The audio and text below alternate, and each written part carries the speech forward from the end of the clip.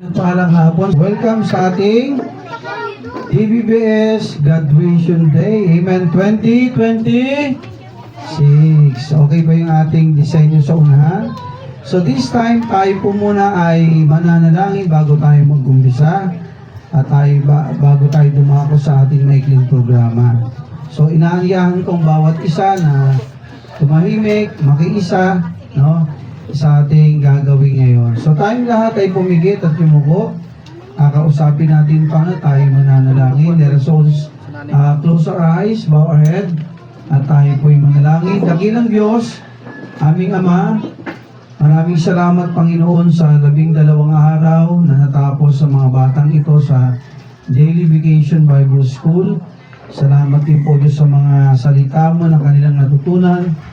Na o Diyos, dalangin kong yung mga salita, ito po'y tumubo sa kanilang puso at lumago. At ano pong kanilang natutunan ay kanilang baunin at sa kanilang buhay, ito po ay magbunga o Diyos. At i-bless rin po sa hapong itong aming graduation day sa aming Daily Vacation Bible School 2026. Ang lahat ng ito o Diyos ay aming dalangin at samo sa ngalan ni Jesus. Amen. Okay, kung handa na tayo, tawagin natin si Ate Ana, ayan, to lead us in the national anthem. Okay, ready? Dito ka natin Ana, sa kabila siguro. Ayan, para kita ka. Okay? Sige na. Ilagay ang kanang kamay sa kaliwang dibdib at tayo po'y aawit ng lupang hinirang at ako ay Pilipino. Ang pambansang awit ng Pilipinas.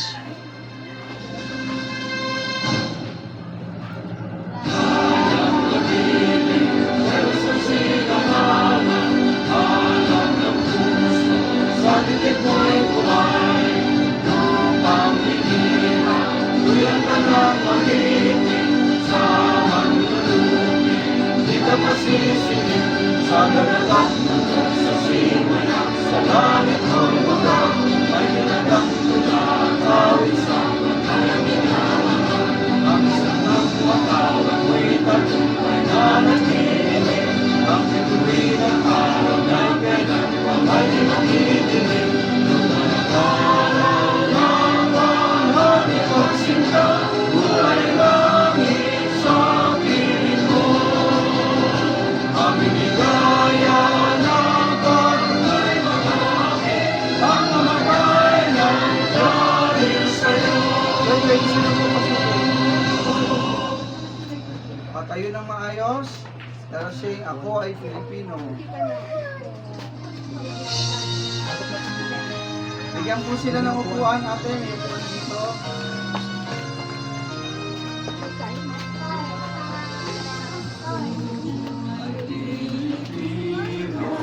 Ang luko'y mahalika, ikaw sa aking puso, at ika'y ganda sa Pilipinas na aking bayan. Tangray na perlas ng silangan, maripo ng kayamanan ng may kapal. Bigay sa'king talino sa mabuti ng lahat, sa aking natutubo ang maging mapagmahal. Ako'y Pilipino, ako'y Pilipino, isang bansa sandiwa ang minimiti ko. Sa bayan ko't bandila, lahat buhay ko't diwa. Ako ay Pilipino, Pilipinong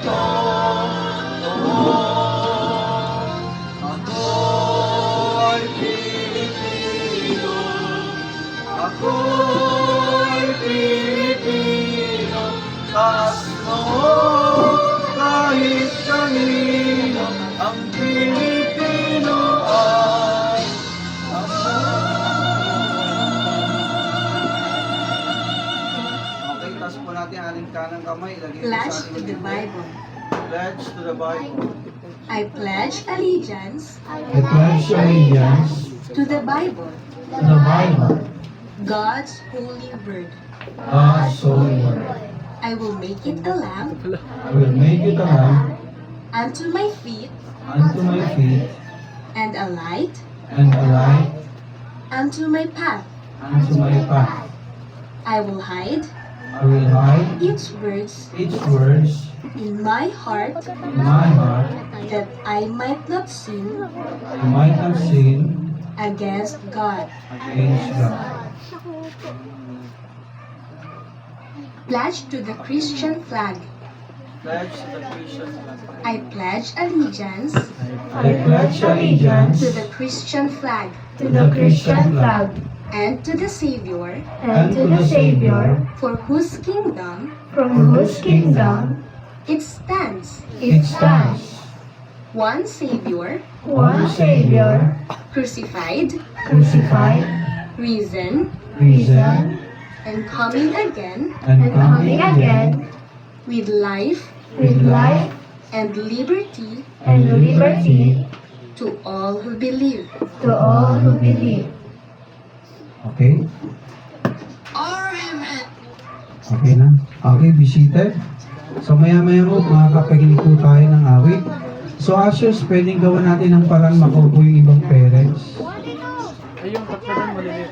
Hindi na yan, okay na yan. Eto pe, hindi okay na yan, okay na yan, okay na sila. Yung iba urong lang ng konti rito. Meron pa tong dalawa, yan. Okay na, dagdagan nyo na lang ng upuan. Para makaupo lahat ng parents. Yan, dagdag doon yun ng dalawa. Ayan. Upo po kayo mga magulang. Welcome po kayo sa aming munting simbahan. Ito po inaayos pa kaya medyo maliit pa. Pero biyaya po ng Panginoon, ito po ay lalaki. So bago po tayo dumako sa graduation proper, so tayo po ay may hinandang bilang galing po sa level 3. Pakinggan natin ang awit na thankful. Ate?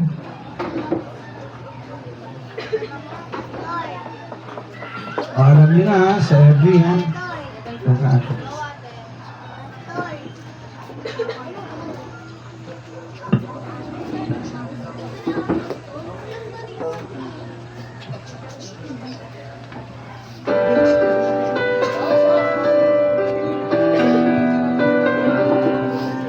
One for each blessed day, two every breath I take, three for my family, four all they mean to me, five just to be alive, six for the earth and sky, and seven for heaven, for every good thing that I have comes from God.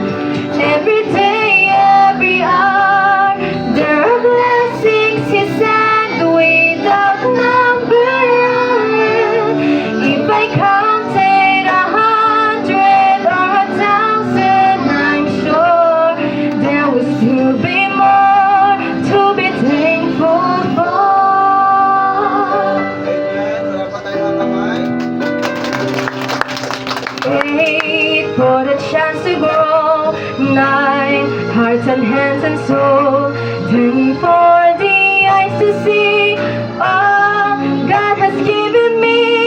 I could go on and on, counting the whole day long. I know He is with me, for every good thing that I have comes from God.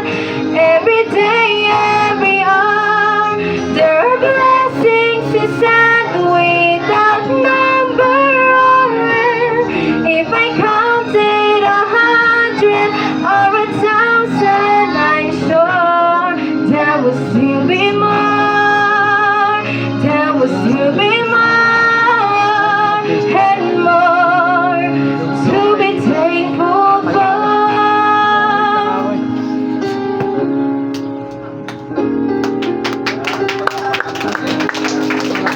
Ang boses natin, ha? At ang ganda rin ng mensahe ng awit. Amen? So this time tayo naman po ay makakapakinig ng speech. galing sa 3 level, no? So, hindi na natin, sila po yung actually, lahat naman ay nakakumpleto, halos, yung iba'y nakahabol naman. So, meron pa nga 7 pa sayang meron pa sanang 7 madadagdag sa kanila, kaso, hindi po nila nakumpleto yung 12 days lang naman po ito. Isipin mo, 12 days. After 12 days, ka-graduate ka, tapos ang gaganda pa ng kanilang natutunan pa activities. Siguro nakita ng mga nanay, di ba? Actually, mga activities na ginawa nila, yung po'y printed pa sa US. Kaya quality yung kanilang mga materials talaga. Saka talagang masusi kung pinag-aralan yung kanilang mga lessons. Kaya hilingin natin, siguro mula sa level 1 or 2 hanggang 3, tatlo lang sila. Sabi ko nga sa kanila, lahat sana magsasalita, kaso aabutin tayo ng bukas. Magsalita. Pag sila pong lahat ay nagsalita. So, nagpili lang tayo ng 3, no? So, umpisahan natin kay Kuya Kai. Kuya Kai? Ready ka na, Kuya Kai?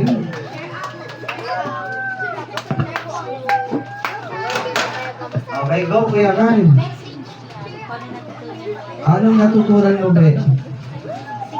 Hindi, may nakaschedule, may nakaschedule yan. May pangalan sila. Kuya Kai, ka. O kaya mo yan. Bapo-bapo ni Kayo. Ano yung natutunan mo sa 12 araw? Puro ka dito, Be, para kita kanila. Okay, si Jay, focus natin yung video. Si Jay, kung ka sa video, hindi ka dyan. Ito ka.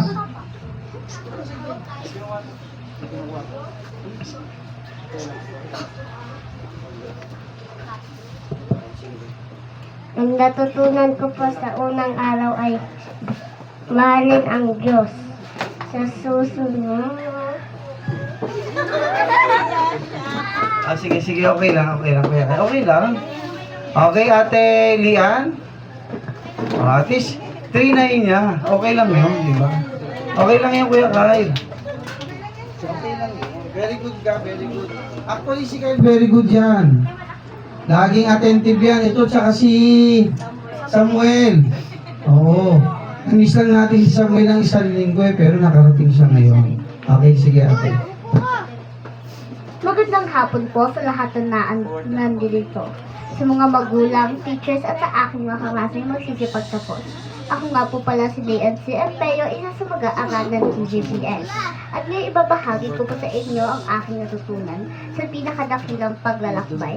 Natutunan ko pong maging tapat, tumulong sa kapwa, mahalin ang kapwa, maging mapagpakumbaba. Natutunan ko rin na hindi mawala ng pag-asa. At gusto ko rin pong kagaya ni Maria ay makinig sa salita ng Diyos. Isa pa po sa nalaman ko kung gaano tayo kamahal ng Diyos Ama dahil ibinigay niya ang kanyang kaisa-isang anak upang maligtas tayo sa apoy ng impyerno.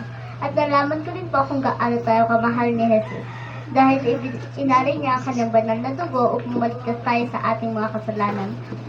Natutunan kaming magtiwala sa Diyos kahit anumang mangyari ay huwag mawala ng pananampalataya. Maraming salamat po sa inyong pakikinig. Ganda ng natutunan ni Ate Lian, no? Nakakatuwa po kasi yung pong kada isang araw, kada lesson, may mga topic po yung mga kapatid 12 araw na talaga namang kawiwilihan ng mga bata, yung kwento, yung pagkakaayos ng kwento, ano ba, yung mga activities nila, kaya ang ganda po talaga, yung po talagang ginasusan po yan sa US ng milyones kasi makinig po, sila po mga nakatanggap ng regalo, hindi lang po yan dito sa atin. Ako po ay volunteer ng Operation Christmas Child. Ang Operation Christmas Child, mapalad po kayo kasi ako lang po yung volunteer dito sa taga Cavite, ilan lang kami, 4 lang kami. Sa buong Cavite yun ha, ang daming bayan ng Cavite, di ba? 4 lang po kami. So ako po'y volunteer ng Operation Christmas Child for magsi-6 years na po akong volunteer ng Christmas Child. So sa amin po talagang yung mga bata, inaalagaan, no? Ayaw namin na sila'y maabuso. Actually, pag may nalaman nga kami mga nagtuturo na may batang naabuso, talaga namang meron kaming karapatan, binigyan kami ng karapatan na i-report yon at ipagtanggol sila. So hindi lang sila turuan, talagang mahalin yung mga bata at ipakita sa kanila na mahal sila ng ating Panginoon. So, yun po yung ating sa OCC. At nakakatuwa, alam niyo po ba, gusto niyo makita yung video ng OCC? Kung sa, hindi lang po ito sa Pilipinas, siguro isingit ko lang po ito, no? Wait lang po, operation. Meron po ako ritong hinandang video na gusto ko makita rin ng mga magulang, ay, hindi lang pala sa amin yung Operation Christmas Child. Ito pala yung buong mundo, Pastor. Oo, makikita natin dito. Ayan. Ito lang po isang clip lang, 1 minute lang po ito. Panoorin po natin. As Christians, we are tasked to introduce Jesus Christ to every person. Operation Christmas Child gift boxes open those doors.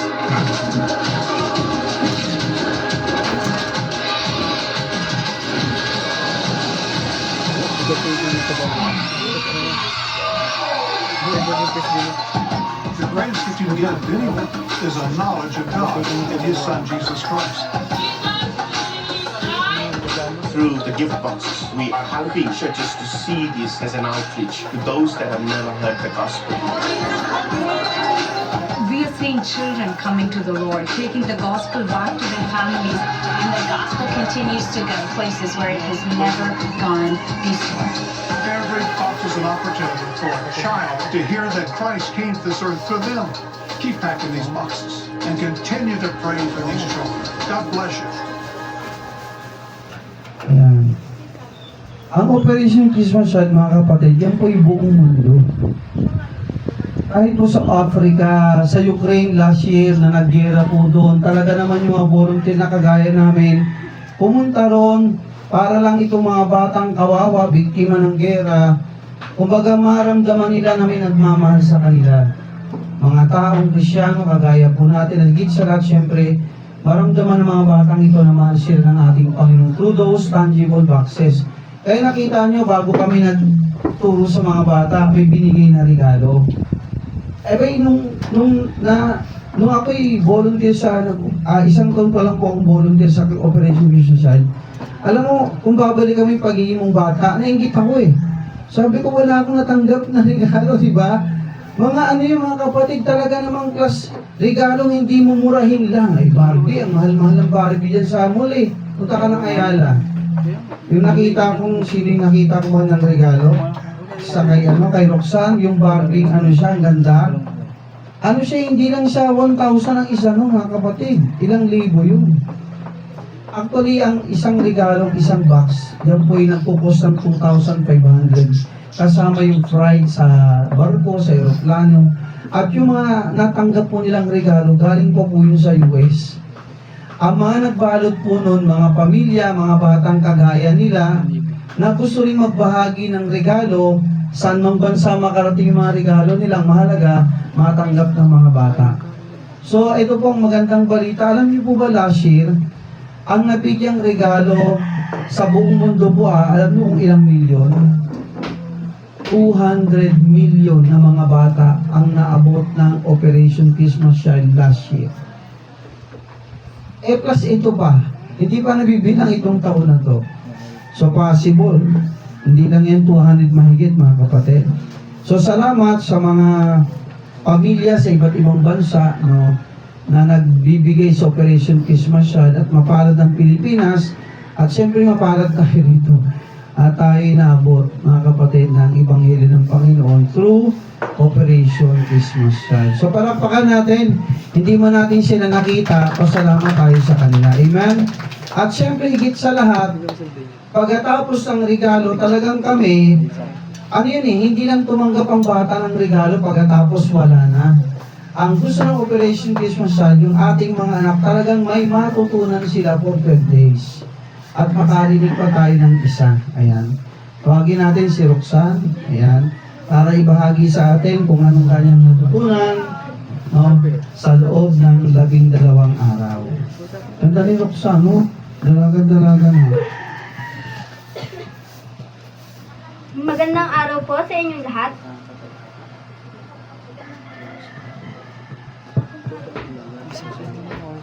Magandang araw po sa inyong lahat, sa mga magulang, mga panauhin at sa mga sisipagtapos. Ako nga po pala si Roxanne C. Empeyo, Isa sa mga estudyanteng naturuan sa loob ng 12 araw ng pag-aaral. Taos-puso po ako nagpapasalamat sa lahat ng mga nagturo sa amin at sa mga sumuporta sa kanila upang maibahagi ang mga salita ng Diyos. Hindi lang po ako ang naturuan ng magandang asal, kundi kaming lahat. Natutunan namin ang kabutihan, pagtitiwala, pagpapakumbaba at pagmamahal sa kapwa. At marami pang iba. Natutunan namin kung paano tayo minahal, pinatawad at kung paano inako ng Diyos ang lahat ng ating mga kasalanan. Natutunan ko ring manalig at huwag mawalan ng kumpiyansa sa lahat ng bagay. Lagi tayong maniwala dahil katulad ni David, kung tayo'y mananalig, makakasama natin ang Diyos. Hindi man natin nakikita ang mukha ng Diyos, ngunit mananatili siya sa ating puso. Siya ang ating lakas at lagi natin siyang kasama. Maging mapagpakumbaba tayo katulad ng ating Panginoong Hesus na iniwan ang kanyang kaharian upang tayo'y iligtas sa ating mga kasalanan. Ang nais kong iparating ay maniwala, magtiwala, magpakumbaba, mahalin ang kapwa at maging mabuti sa lahat ng oras. Gumawa ng mabuti, hindi man ito nakikita ng kapwa mo, ngunit nakikita to ng Diyos. Isapuso natin ang salita ng Diyos. Maraming salamat sa pakikinig. Muli, maraming salamat po. Natin, ang gaganda ng kanilang natutunan. Alam ko marami pang gusto magsalita sa inyo, no? Kaya sabi ko sa inyo, pakisulat na lang sa papel. Ate Roxanne, Ate Lian, yung sinabi nyo, pwede nyo bang iba to sa akin? Sa messenger o kaya sa group chat, ha?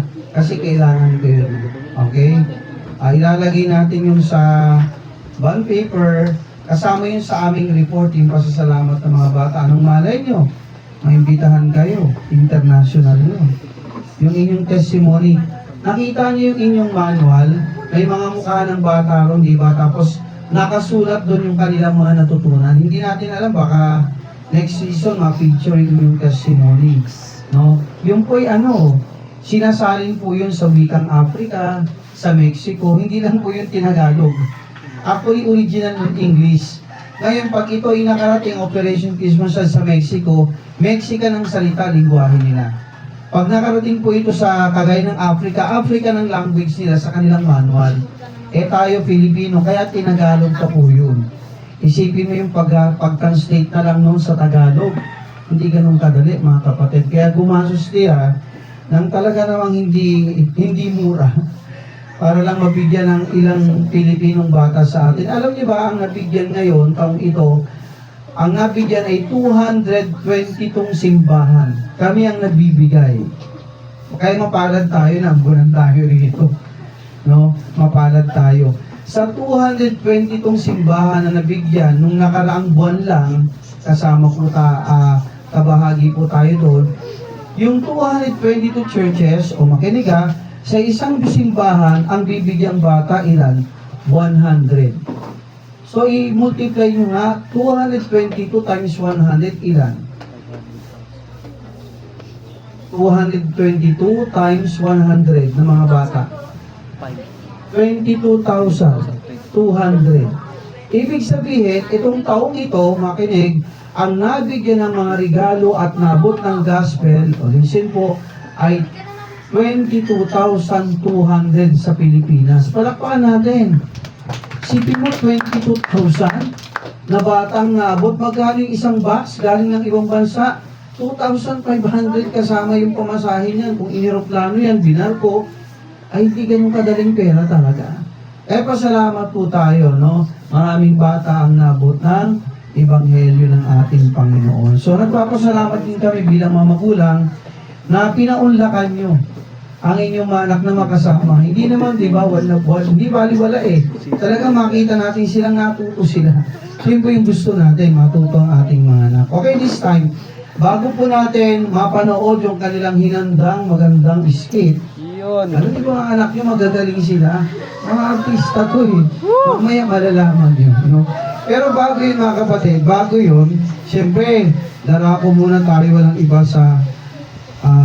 iba kundi sa maikling bahagi. Tayo po yung magbabahagi ng maikli mula po sa salita ng Panginoon. So, kita naman sa screen, di ba?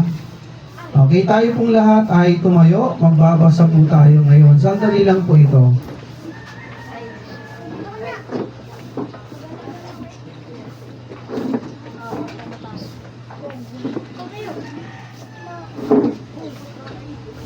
Wait lang ha. Ayan, basahin natin Matthew 19, verse 13 pababa.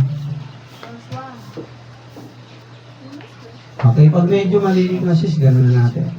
Okay, salamat po, no? Basahin po natin ito. Basahin natin yung wikang English at Tagalog, no? Babasahin ko yung basahin po natin sabay-sabay. Ready? Read. Then were they brought unto him little children, that he should put his hands on them and pray. And the disciples rebuked them. Sa wikang Tagalog, nagmagkagayon ay dinila sa kanya ang maliliit na bata upang ipatong niya ang kanyang mga kamay sa kanila at sila'y panalangin. Subalit ito'y sinaway sila ng mga alagad. Okay, sa verse 14 sabi ito, but Jesus said, suffer little children and forbid them not to come unto me, for of such is the kingdom of heaven. Sabi sa wikang Tagalog, datapat sinabi ni Jesus, pabayaan niyo ang maliliit na bata at huwag ninyong pagbawalan silang magsilapit sa akin, sapagkat sa ganito ang kaharian ng langit. Verse 15, and he laid his hands on them and departed thence. O sabayin niyo ako sa wikang Tagalog. At ipinatong niya ang kanyang mga kamay sa kanila at umalis doon. So pagpalain ng kanyang mga salita, Panginoon, bless you po mga batang ito at ang kanilang mga nanay, mga tatay na kadulungay na ate kuya. Dalangin po namin, O Diyos, ang kaligtasan ay umabot sa kanila sa tulong mo, Panginoon. Pangunahan mo kami, Banal na Espiritu, sa araw na ito. Hulihin kang muli, O Diyos, itong aming dalangin at samo sa ngalan mo, Jesus. Amen. Okay? Be seated. Handa na ba kayo makinig? Hello? Handa na ba kayo makinig? O pwede bang habang nagsasalita si Pastor habang nagme-mensahe, pwede bang wala muna mag-usap? Kasi napakahalaga po nito at masaya kayo dapat sapagkat nakarating ang ating mga nanay at tatay. Okay, sa isang tagpo, makinig po, sabi nito, maraming bata, nung narinig nila ang pangalang Jesus, alam mo naman ang mga bata, di ba? Kung saan maraming tao, pupunta yan eh. Kung saan maingay, pupunta yan, makikinood din yan. Nung nalaman nila na si Jesus ay paparating, maggagamot ng maraming may sakit, magpapakain ng maraming tao, gagawa ng mga milagro, aba yung mga bata, humabol sila. At habang si Jesus ay nangangaral, maraming bata ang gustong lumapit sa kanya. Pero alam nyo, anong ginawa ng mga alagad? Inarangan sila, mga bata, ang gugulo nyo. Okay, lumapit kay Jesus. Siguro inisip nila baka may storbo si Jesus, di ba? Kasi nga nangangaral. Pero ano sabi ni Jesus sa kanila, sa kanyang mga alagad? Teka, makinig, huwag nyo silang pigilan. Sapagkat sa mga batang yan, ano sabi ron? Nasa kanila ang kaharian ng Diyos. Okay, ituloy ko ang kwento. At narito, sabi ito, lumapit ang isa at nagsabi, Guro, ano ang mabuting bagay na gagawin ko upang ako'y magkaroon ng buhay na walang hanggan? So, nung nagsilapitan ng mga bata, sabi ni Jesus, huwag nyo silang pigilan. At sabi ron, hinawakan ni Jesus ang kanilang mga ulo at sila'y pinanalangin. Sabi ni Jesus, sapagkat nasa mga batang ito ang kaharian ng langit. O baka hindi nyo siguro naintindihan yun, ipapaliwanag sa atin ang salita ng Diyos. Maya-maya, nung sinabi ni Jesus na nasa kanilang kaharian ng langit, makinig, may lumapit na isang binatang mayaman. Sabi niya, Guro, ano ang mabuting bagay na gagawin ko upang ako'y magkaroon ng buhay na walang hanggan? O mga anak, mga bata, sino nagbibigay ng buhay na walang hanggan sa ating lesson? Walang iba kundi kay Jesus lamang, si Jesus lamang, tama? Sa kanya lamang matatagpuan ng buhay na walang hanggan. Pero itong mayamang ito lumapit kay Jesus, sabi niya, Panginoon, Guro, paano ko magkakaroon ng buhay na walang hanggan? At anong sinabi ni Jesus sa Tagalog? Basahin natin yung sumunod. At sinabi sa kanya ni Jesus, bakit mo tinatanong sa akin ang tungkol sa mabuti? May isa na siyang mabuti, dapat kung ibig mong pumasok sa buhay, ingatan mo ang mga utos. Sabi ni Jesus. Okay, sumunod, sinabi ng mayamang taong ito, ang alin Panginoon, ano mga utos ng Diyos ang dapat kong sundin? Ang alin, sabi niya, sinabi ni Jesus, huwag kang papatay, huwag kang mangangalunya, huwag kang magnanakaw, huwag kang sasaksi sa di katotohanan. Ayan, igalang mo yung ama. Okay ba mga anak? O baka naman pagdating dito sa lighthouse, ang gagalang nyo sa amin.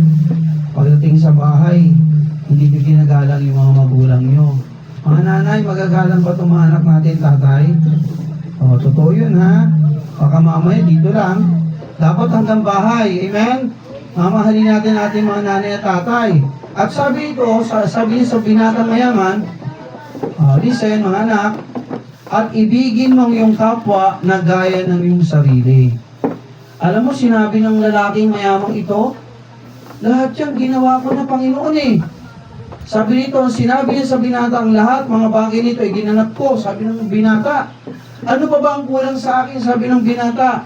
At sinabi sa kanya ni Jesus, kung ibig mong sakdal, sabi nito, no, humayo ka, ipagbili mo ang tinatangkilik mo, at ibigay mo sa mga dukha, at magkakaroon ka ng kayamanan sa langit, at pumarito ka, at sumunod sa akin.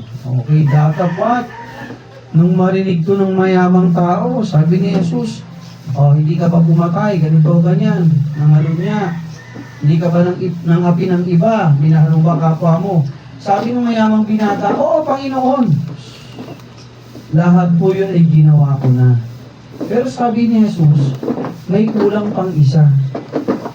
Sabi ng mayamang binata, Panginoon, ano po yun? Ano po yung kulang na hindi ko pa nagagawa? Sabi ni Jesus, lahat ng meron ka, ibenta mo at itulong mo sa mahihirap at sumunod ka sa akin. Alam mo, nasak yung binata. Napakayaman niya. Alam niyo, nalungkot siyang umalis sapagkat hindi niya kayang iwanan ang mga kayamanang meron siya at sumunod kay Jesus. Yun ang nakakalungkot doon. Makinig, minsan maraming kanin, sino mayaman sa atin? Taas ang kamay ng mayaman dito sa atin. Si Pastor mukhang mayaman, pero minsan mukhang gusgusin pag naglinis siya. Kasi pag naglinis ako, talagang okay lang sa akin, marumi. Pero pag naglinis naman, malis. Mukhang may pera, pero walang laman ng bulsa. Kayo mukha kayo mayaman. Pero walang laman ng bulsa natin. Kapag yung mayamang tao ito, sabi niya, nagawa ko na Panginoon lahat. Pero yung ibenta ko, yung ari-arian ko, at ibigay sa mahirap, ay hindi ko kaya yun. Ibig sabihin, hindi niya kayang sumunod kay Jesus. Okay. At si Jesus, pumaling sa kanyang mga alagad. Sabi na rito, katotohanan, basahin natin lahat, sabi-sabi tayo, katotohanan, sinasabi ko sa inyo, mahirap makapasok ang isang taong mayaman sa kaharian ng langit. Sabi ni Jesus, yung mayamang tao, mahirap pumasok sa langit ang mayamang tao. Bakit? Hindi nila kayang i-give up yung kanilang kayamanan para kay Kristo. Makinig, sumunod sa Tagalog. At muling sinabi ko sa inyo, sabi ni Jesus, magaan pa sa isang kamelyo ang dumaan sa butas ng karayom kaysa sa isang taong mayaman na pumasok sa kaharian ng Diyos. Ano yan, Pastor? Mas madali raw sa isang camel. Ano ba yung tsura ng camel? Sinakay kasi ng kamelyo. Diba yung mga likod niya may dalawang bukol? Ama? Sabi ni Jesus, mas madali pa sa isang kamelyo na pumasok sa butas ng karayom kesa sa mayamang tao. Pastor, makinig. Anong ibig sabihin nun? Makinig. Ito yan. Kasi sa Jerusalem, di ba, alam niyo yung Great Wall of China? Yung wall ng China na matataas, talagang kakapal nun. Sa Jerusalem, mayroon din tinatawag tayong Wall of Jerusalem. Bakod yun na napakalayo, pinaikutan yung syudad ng Jerusalem. Sa bakod na yun, mayroong tinatawag na butas ng karayom o yung needle's eye. Ang needle's eye, ito po yung maliliit na parang pinto sa wall na kung saan kayang pumasok yung mga kamelyo. Etong mga kamel na ito, nakaluhod sila at gumagapang yung mga kamel. Kasya lang yung kanilang mga bukol sa likod. Nakuha? Yun yung needle's eye. Sabi ni Jesus, Mas madali pa sa mga kamelyo ang pumasok doon sa needle's eye, maliliit na pintuan sa wall ng Jerusalem, kaysa sa isang mayamang tao. Eh, siyempre, ano bang dala-dala ng mayamang tao? Maraming pera, maraming mga bagahe, maraming bahay at lupa. Kakasya ba yun doon sa needle's eye? Hindi. Siguro siya mag-isa kakasya, pero yung dadalhin niya hindi niya kaya. Okay, sumunod.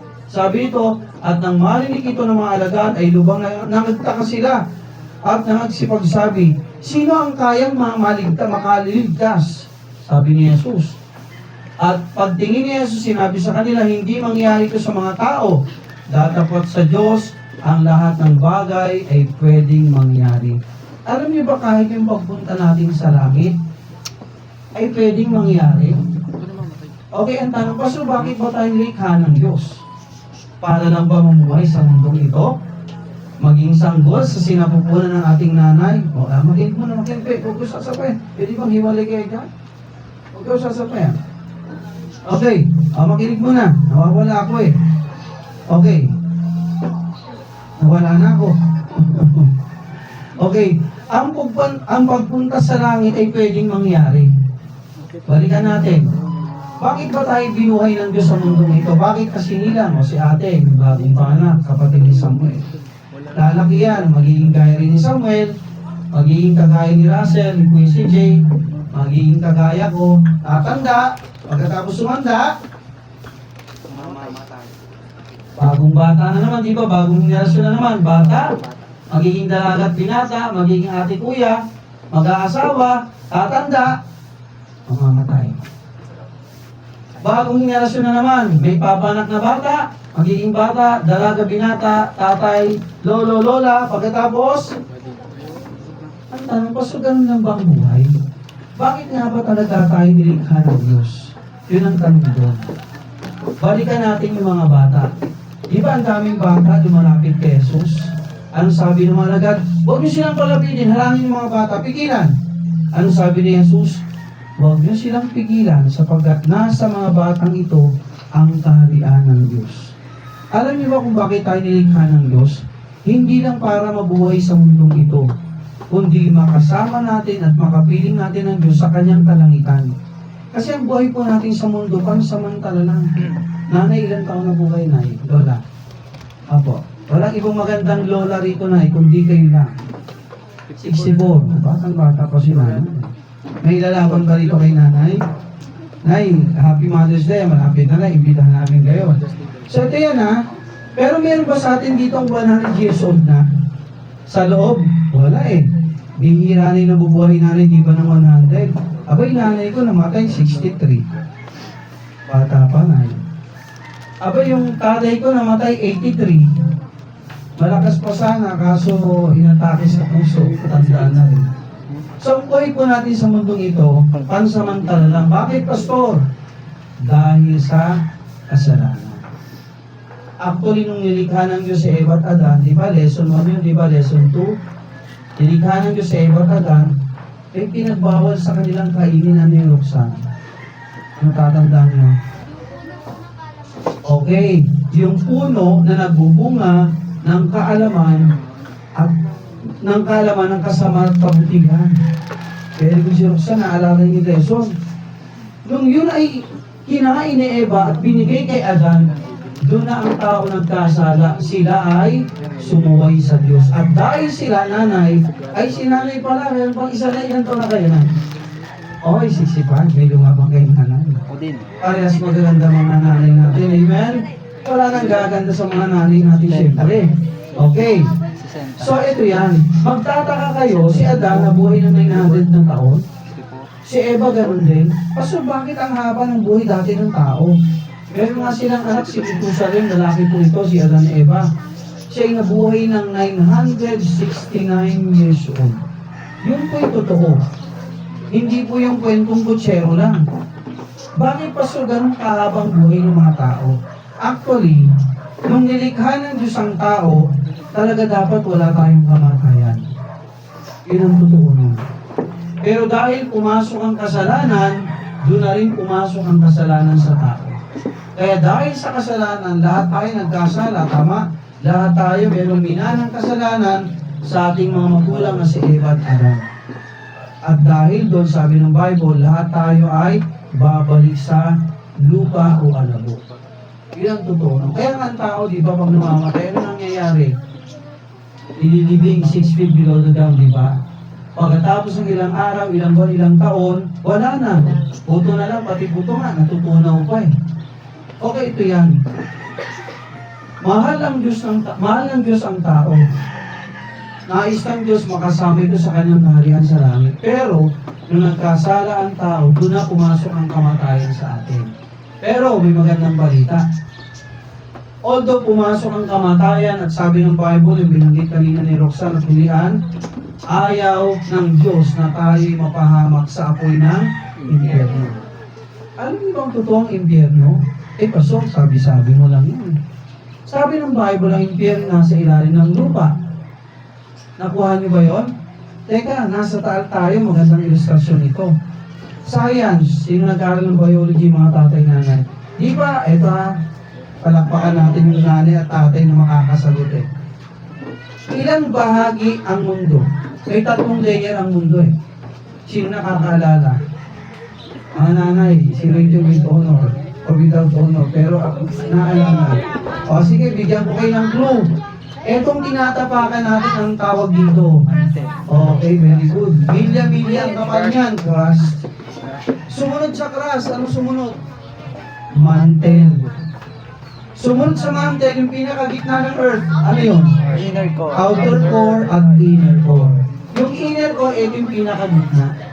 Mas matigas pa ito sa diamond. Bakit, Pastor? Kasi yung outer core, listen, yung outer core, ito yung mga batong lusaw, mga nagbabagang bakal na niluluwa ng bulkan palabas. Galing yun sa tinatawag nating outer core o sa wikang Ingles, hell, sa Tagalog, impyerno. Kaya sabi ng Bible, ang impyerno ay nasa ilalim ng lupa. Sa kumukulong tubig, ako yung nagtrabaho dati sa Jollibee. May paso ako. 2 yung kabilaan. Madalian ang luto ng burger. Nagdulas ako. Working student ako ng college ako eh. Imbis na ito yung may ganun ko sa pating lutuan ng burger yung palaman. Ang may sausaw ko ito. Talagang sumingaw yan. Umusok. Kaya tingnan mo may peklat pa ako dyan. Ayan. Medyo ano na nga lang eh. Malaki yan. 2 yan. Buti na nga lang ito. Kasi kung itong igaganon ko sa lutuan ng burger, wala, hindi na makakapagtrabaho. Lusaw tong kamay ko. Ayun, okay lang eh. Pero alam mo yung nagbabagang niluluwa ng bulkan, mga bakal at mga batong tunaw, subukan mo isawsaw ang kamay mo. Kung maiangat mo pa ng buo. Abay, mas matindi po yung sa kumukulong tubig. O makinig, hindi lang ang tao mamamatay dahil sa kasalanan, kundi ang tao ay nakatakdapang mapahamak sa apoy ng impyerno. Pero, anong magandang balita nung ginawa natin Diyos Ama, mga anak? Sinong kanyang pinadalarian? Okay, walang iba kundi si Jesus. Very good. Nagkatawang tao si Jesus sa pagiging Diyos, pansamantala, nagpakababa siya. Nagkatawang tao, umanap ang ating Diyos Ama sa langit ng isang birheng babae, dalaga, si Maria. Makinig.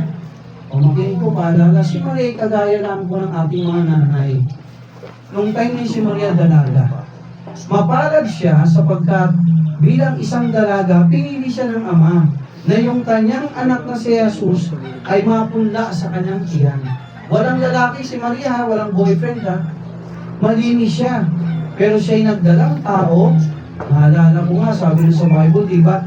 Nung nalaman ni Jose, siya ikakasal na kundi si Maria, alam niya, dalaga si Maria. Apoy, ayaw na ni Jose kay Maria. Nakakaya, alam na dalaga, tapos biglang buntis, wala pang nangyari sa kanila. Kaya pansamantala si Jose, iniwalan si Maria ng paningin. Pero sa panaginip, sabi ng anghel kay Maria, Jose, si Maria nakasintahan mo, malinis siyang babae. Yung sanggol sa kanyang sinapupunan, wala siyang ibang naging boyfriend. Yun ay puspos ng banal na spirito. At yung bata, pag silang tatawaging Jesus o Emmanuel, Ibig sabihin, ang Diyos ay sumasa atin. Nakuha niyo po? So, fast forward tayo. Lumaki si Jesus. Pagtungtong niya ng 33 at kalahating taon ang ginawa kay Jesus. Pinahirapan, di ba? Pinabuhat ng cross, dinuruan sa muka, sinampal, sinipa, tinadyakan, hinampas ng mga, ano yun? Panghampas ng mga yari sa balat ng hayop. Aluin ka ng sinturon, balat ng hayop yan, di ba? Tigas mo eh. Sakit nun kaya. Eh kay Jesus, ilang piraso yun, tapos sa dulo may mga matatalim na buto ng hayop, nakala mo'y sima, na pagkahinampas ka, buti kung latay lang eh, bubunutin pa yun. Eh kung tamaan si Jesus dito, sama pati laman-laman yan. Isipin mo 40 times sa parang yung Passion of Christ. Sino nakapanood doon, The Passion of Christ? Ayokong tingnan yun eh. Hindi ko kayang tingnan. Yung ako may tusukin lang ng karayo, makita ko pa lang yung karayo. Nanilipot na ako eh. Eh isipin mo, ihampas sa'yo yun, tapos bumaon sa'yo yung mga sima, pag hilang ganyan, talagang sama pati balat at laman mo, napakasakit mo. O makinig po, lahat yun tiniis ng ating Panginoon dahil mahal tayo. Mga magulang. At ito pang masaklap, pinako sa krus. Saan ba siya talaga pinako? Hindi po rito. Hawakan nyo nanay, tatay, yung dito niyo, malambot. Mga anak, pwede yung sabayan ako. Dito siya talaga pinako. Hawakan nyo to. Pulso to, di ba? Baba nyo ng konti. Lambot lang ang kamay, ha? Pisilin nyo yung gitna. May butas yan. Ang buto natin dyan, pag ganun, dalawa. May awang yan sa gitna. Ito, oh. Pindot nyo, nakuha nyo. Yung tunay na Kristong pinako, hindi po rito. Dito talaga sa pinako. Kasi yung tunay na Jesus na pinako, wala pong tali yun. Talaga nakalambitin sa cross. Yung pako lang na diamond ang shape, hindi pa uso na pakong bilog. Yun ang pinangpukpok rito at minaso po ito. Matabang pako yun. Pati paa niya. Sipin mo nakalambitin siya sa ere. Sakit mo, napakasakit mo. At nung alas 3 ng hapon, sabi ni Jesus, Ama, bakit mo pinabayaan? Diba? Iniis siya ng ating Ama sa langit para lang pastor, ipakita sa atin kung gaano tayo kamahal ng Diyos. Amen? Na kahit ang kanyang anak na si Jesus, kaya niyang ibigay para sa atin. O makinig, sabi rito, at bigyan tayo ng buhay na walang hanggan. Alam niyo ba yung buhay na walang hanggan sa English? Eternal life. Sa mababaw na Tagalog, langit. Nais ng Diyos makasama niya tayo sa kanyang kaharian sa langit. Nais ng Diyos Ama, kaya binigay niya sa atin ang kanyang bugtong na anak na si Jesus. Okay, alam niyo ba ang dakilang regalo sa atin ng ating Ama sa langit? Walang iba kundi si Jesus. Ang regalo, pag binigay sa'yo, regalo, sino ayaw ng regalo? Tatanggapin mo o aayawan mo? O kung pero regalo number 1 ang pipila dyan. O di ba ganun tayo? Kasi ang regalo kusang binibigay, tama? Walang kapalit. Ganun din ang ating Diyos Ama. Binigay niya ang kanyang bugtong na anak na si Jesus, walang kapalit para tanggapin natin. Sabi ni Jesus, ang sino mang tumanggap sa kanya ay may buhay na walang hanggan. Makakasama ko sa aking kaharian sa langit. Mga nanay, hindi lamang po mga bata ang gusto ni Jesus lumapit sa kanya. Tama? Ang nais din, mga tatay ng Panginoon, tayo rin mga nanay at tatay, ay lumapit din kay Jesus. Amen? Tanggapin natin siya sa ating buhay bilang ating Panginoon tagapagligtas. Okay, pigit natin ang ating mga mata, mga anak, mga nanay, tatay. Yoda, tayo po'y pumikit. Habang nakayukot, nakapikit, mga nanay, tatay, mahal tayo ng Diyos. Kung bakit po siya naparito, sapagkat tayong lahat ay nagkasala, mamamatay, mapapahamak sa impyerno, walang ibang pwede magligtas sa atin kung hindi si Jesus lamang. Sabi ng Bible, walang ibang pangalan ilagay sa silong ng langit parang tao ay maligtas, kundi sa pangalan lamang ni Jesus. Hindi ang simbahang ito. Hindi ako nagliligtas. Ang kailangan mo si Jesus, sapagkat siya lamang ang ating tagapagligtas. Sa hapong ito, kung nais mo rin tanggapin si Jesus sa iyong puso bilang iyong Panginoon tagapagligtas, nanay, tatay, kuya, ate, sabihin mo lang ang panalangin ito. Sundan niyo po ako sa mga nanay at tatay. Gusto mo rin ba makasama sa iyo sa langit, sa kanyang kaharian? Gusto mo siya sa iyong puso. Okay, mga nanay at tatay, sundan niyo lang po ang panalangin. Panginoon Jesus, sa oras mo ito, naalaman ko po na ang buhay sa mundo ay may lamang. Bilang tao, inaamin ko po na ako'y nagkasala sa iyo at bilang nagkasala, ang aking buhay ay may katapusan sa mundong ito. Ako'y nakatakdang mamatay din someday at ang masaklap, mapahamak sa apoy ng impyerno. Subalit ikaw, Jesus, ngayong hapong ito, aking naunawaan na ibinigay mo ang iyong buhay sa krus ng Kalbaryo upang ang lahat ng aking mga kasalanan ay mapatawad. Ako'y malinis at bigyan ako ng buhay na walang hanggan. Panginoong Jesus, sa oras po ito, pinubuksan ko ang aking puso. Tinatanggap kita, Jesus, sa aking buhay, sa aking puso, bilang regalo ng Ama sa Langit. Tinatanggap ko rin po ang buhay na walang hanggan na laan mo para sa akin. Jesus, mula ngayon, manahan ka nawa sa aking puso. Tulungan mo ako na lumago sa iyong mga salita. Salamat po sa buhay na walang hanggan na bigay mo sa akin. Kung ako man ay lumisan sa mundong ito, sa iyong kaharian sa langit, ako patutungo. Salamat pong muli, Ama, sa iyong bugtong na anak na si Jesus. Maraming salamat po. Sa pangalan ni Jesus, Amen. Okay, pwede ko bang malaman, mga nanay, tatay, kung sino po yung sumunod sa panalangin? Meron po bang sa inyo sumunod sa panalangin kanina? Salamat. O may tatay, may nanay, praise the Lord, may lola. Alam niyo ba, sabi sa Luke 15:10, bago po tayo matapos, ang tinanggap natin sa ating puso, sino po? Okay, si Jesus. Okay, anong sabi sa Luke 15:10. Teka, saan yun? Wala. Nagbawa ko siya. Okay, Luke.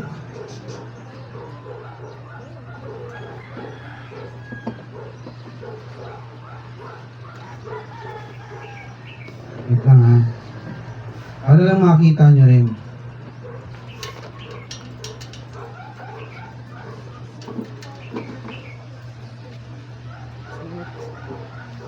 Okay, ano sabi sa Luke? Ayun. Luke chapter 15, verse 12.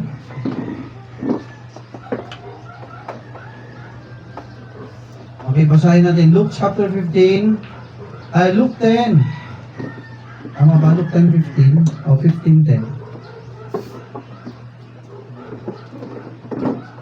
Okay. Pwede mo gano'n mo, hindi. Okay, 15 nga, 15. Okay, basahin natin sabay-sabay. Ikaw na tumanggap, tatay, kay Jesus. Tayo, lola, lolo, ate, kuya, nanay, na tumanggap kay Jesus. Maging kayo mga anak na tumanggap kay Jesus. Anong sinasabi ng Biblia? Sino ang masaya? Ikaw lang ba? Hindi lang ikaw. Sabi ng Bible, basahin natin ito sa Bikang Ingles sa Tagalog. Likewise, basahin natin sa Visual. Ready, go. Likewise, I say to you, there is joy in the presence of the angels of God over one sinner that repented. Sa Tagalog, sabay-sabay natin basahin. Ngayon din, sinasabi ko sa inyo na may tuwa sa harapan ng mga anghel ng Diyos dahil sa isang makasalanan nagsisisi. Uy, nung tinanggap nyo ngayon si Jesus, nanay, sa mga nagtaas ng kamay kanina, tatay, huwag nyo kalimutan ng araw na ito. May 3, 2025, graduation ng inyong anak sa BBS. Sino pong tinanggap nyo sa inyong puso, nay? Tatay, si Jesus, anong sabi ni Jesus? Kaya nga, sabi ito, dayon din sinasabi ko sa inyo na may tuwa, kagalakan sa harapan ng mga anghel ng Diyos sa kalangitan dahil sa isang makasalanan nagsisisi. Ibig sabihin nagsisi, mga tumanggap kay Jesus. Ate, kuya, nanay, ngayong araw na ito, alam niyo ba? Isa lang yan ha. ilan kayo na tumanggap ngayon kay Jesus at nagsisi? Alam niyo ba, natutuwa, hindi lamang po ako at kayo bilang kapitbahay natin, kundi ang mga anghel sa kalangitan ay nagpapalakpakan. Dahil kayo po ay nagsisi at tumanggap kay Jesus. Amen? So palakpakan natin ang ating Diyos. Yan. Yan ang dahilan kung bakit tayo minahal ng Diyos, kung bakit niya sinubo ang kanyang bugtong na si Jesus. Ayaw ng Diyos na tayo po'y mapahamak sa impyerno. Gusto ng Diyos, makasama niya tayo sa kanyang kaharian sa langit. Kaya mapalad po tayo na mga tumanggap, kumilala kay Jesus bilang ating Panginoong tagapagligtas. So sa Diyos po ang papuri, tayo po'y pumikit at pibuko, manalangin Panginoon, pagpalaan niyo po ang mga nanay, tatay, lola, mga kuya atin na nandito, nakasama po namin at nakapatid ng iyong mga salita. Pagpalaan niyo rin po mga batang ito, Jesus, na minsan nakilala sa kanilang buhay, tinanggap ka bilang kanilang Panginoon tagapagligtas. Lord, dalangin ko sa kanilang puso, bigyan mo sila ng pagkauhaw sa iyong mga salita, pagdanais, bigyan mo sila ng pagdanais, makapakinig pa ng iyong mga salita, manabig sila, O Diyos, mauhaw sila, at hanapin namin, O Diyos, ang iyong mga banal na kalooban. Pagpalaan niyo po sa araw, Diyos. Salamat po sa mga kaluluwa na tumanggap sa iyo, Jesus, bilang kanilang Panginoon tagapagligtas. Sa iyo po namin binabalik ang lahat ng kapurihan, sapagkat ito ang aming dalangin at samo sa ngalan ni Jesus. Amen. Okay? Kailangan ko ng tulong, patanggal po itong pulpit sa unahan. Okay, pabuhat po. Lagyan mo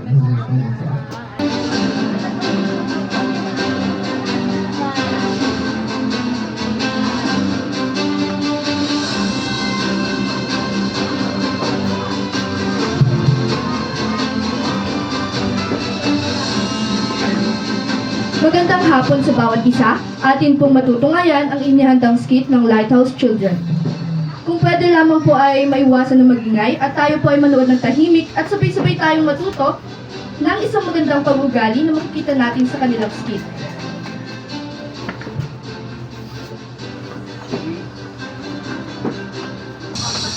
Ladies and gentlemen, may I have your attention, please?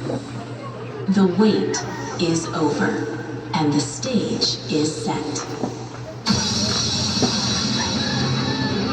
Take a deep breath, because you're about to witness something truly spectacular. It's time for the final countdown. The show starts in 10, 9, 8, 7, 6, 5, 4, 3, 2, 1.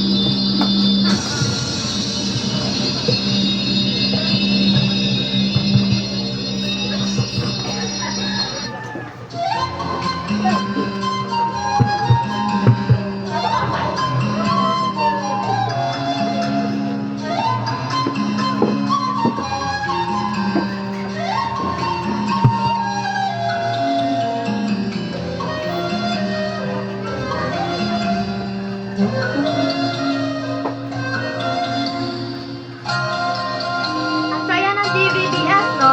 Oo nga, ang dami kong natutunan. Team! Magandang hapon! Last day na natin bukas. Graduation na. As a reward sa hard work ko, this DVDS may gift ako sa inyo. Hulaan niyo kung ano. Comics? Hindi? Alam ko na. Epic skin sa ML yan, no? Hindi rin! Case? Hindi! Hindi rin shirts! So, dito bukas sa stage, ha?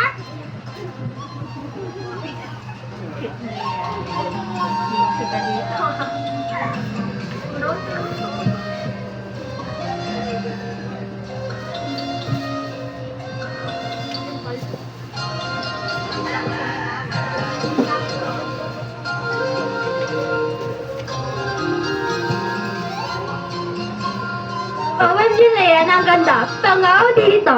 Post ko sa IG. Hashtag do right, hashtag blast, and hashtag DVPS 2026. Solid to ate, do it for the red kids, pero ate bad news. Di ako graduate bukas eh. Beach outing kami na fam. Ha? Sayang naman, Josh. Pero okay lang. I understand.